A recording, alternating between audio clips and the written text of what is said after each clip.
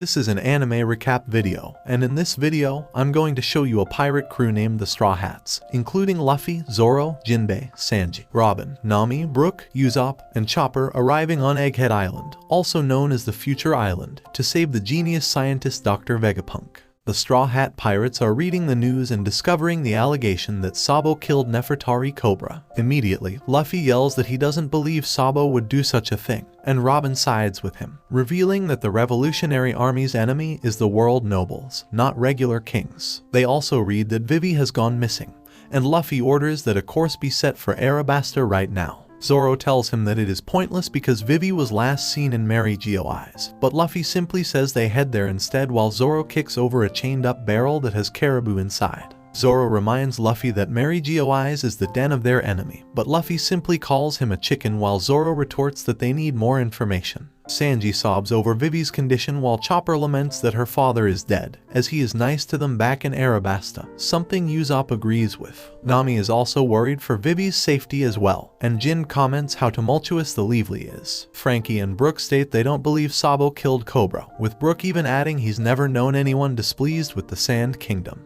At that point, Nami bursts into tears, and Luffy yells they need to save her, but Zoro demands everyone calm down. He asks Luffy if he remembers telling them that Ace has his own adventures and how he trusts him to handle himself up until he absolutely needs help. As such, he feels Vivi should be treated the same way because he knows how tough she is. Luffy, Nami, Chopper, and Sanji, however, retort that he can't stop them from worrying about her and start name-calling him, leading to a fight between him and Sanji once again. Meanwhile, Robin says that so much transpires while they are in Wano, particularly that the abolishment of the 7 warlords of the sea sends Crocodile, Buggy, and Dracula Mihawk back out to sea and leads to the founding of Cross Guild and Buggy's ascension as emperor. Robin asks Luffy if he wants to hear about the others listed in the paper, and he says he will leave it in her care, and to alert him if there is anything big to keep his eye on, which she accepts. Luffy lays down on his back and once again says that Sabo is innocent, even telling everyone about how his dream is so that no one would get their freedom taken away from them like his was as a kid.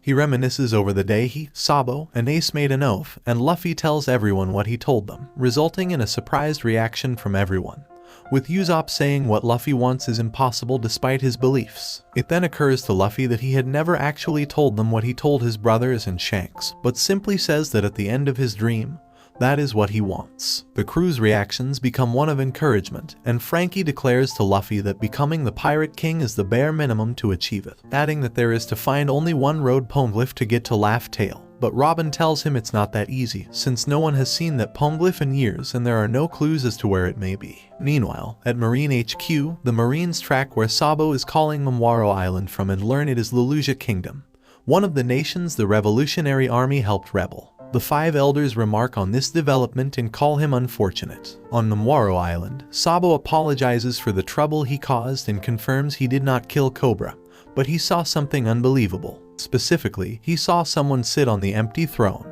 All the while, the people of the kingdom were noticing the sky getting darker, while the ousted king and his daughter demanded to be released. That someone, Imu, proceeds to cross off Lelouja on a map, and the 5 elders order the signal to the surveillance den mushies be cut, and as far as the Marines should be concerned, nothing abnormal is detected, and no information is intercepted, and as far as anyone should be concerned, Lelouja Kingdom never existed. Suddenly, something ginormous lands on and completely obliterates the island. This cuts Sabo's connection to the army off, leaving his ultimate fate unknown. A few days later, the Straw Hats sail in the climate range of a nearby winter island as the seas are filled with icebergs and strong winds. They then notice a huge column of water in the air, which Nami says is a warm eddy being forced upwards. Nami tells Jin to get everyone away, but Luffy and Sanji sense a woman trapped in the current. Zoro cuts the current in half using yakitori as Chopper walks out and gets swept away by the wind. Luffy's attempt to save him results in him getting swept away too, but the woman gets blown out of the current, and she turns out to be Jewelry Bonnie,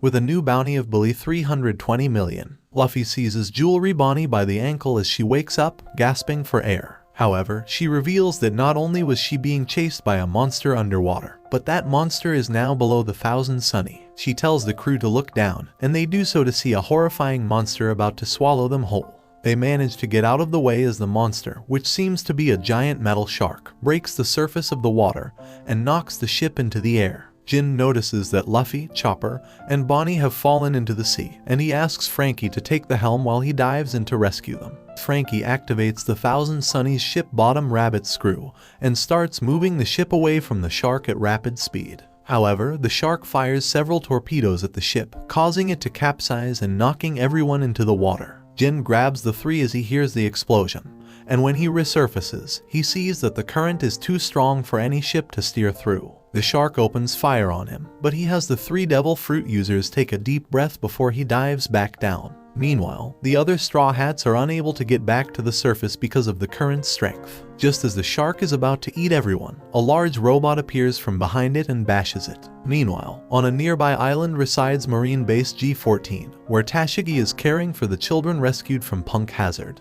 As Mocha says that she and the others have gone down in size, Tashigi's attention is interrupted by the G-14 commander and Vice Admiral Dahl, who demand she do something to silence Helmeppo. Tashigi says she cannot, as she understands that he is worried about Kobe, as is she. Sure enough, Helmeppo and Marine HQ Commander Hibari, both of whom are part of SWORD, are begging Marine HQ Rear Admiral and fellow SWORD member Prince Gruz to go with them to Hachinasu to rescue Kobe. Gruz refuses because Hachinasu is Blackbeard's home turf. When Helmeppo suggests they get some seraphim since they are so close to Egghead, Gruz once again shoots down his idea, saying that no one is in any position to act, especially with them unable to contact Drake either. For now, all they can do is try to remain calm until the situation changes. With Luffy's group, Jin successfully guides everyone to land. While everyone dries off, Bonnie, now back in her adult form, reminds Luffy that she is also a member of the worst generation.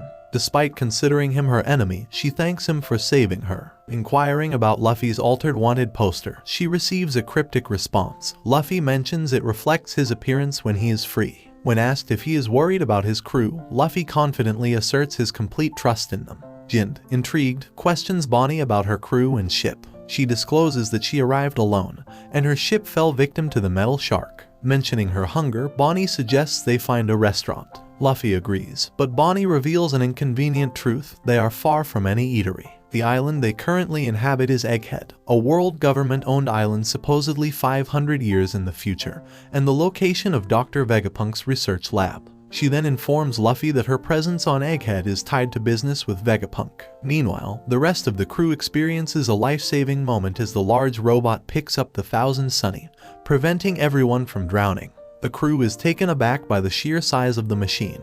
A woman steps out from the cockpit, expressing frustration about failing to program the metal shark to only scout, report, and fire on ships but not eat them, hindering her salvaging efforts. Frankie expresses gratitude for saving them, but she clarifies that her intention was not to save them, especially given her affiliation with the world government. She introduces herself as Dr. Vegapunk, leaving the entire crew in awe.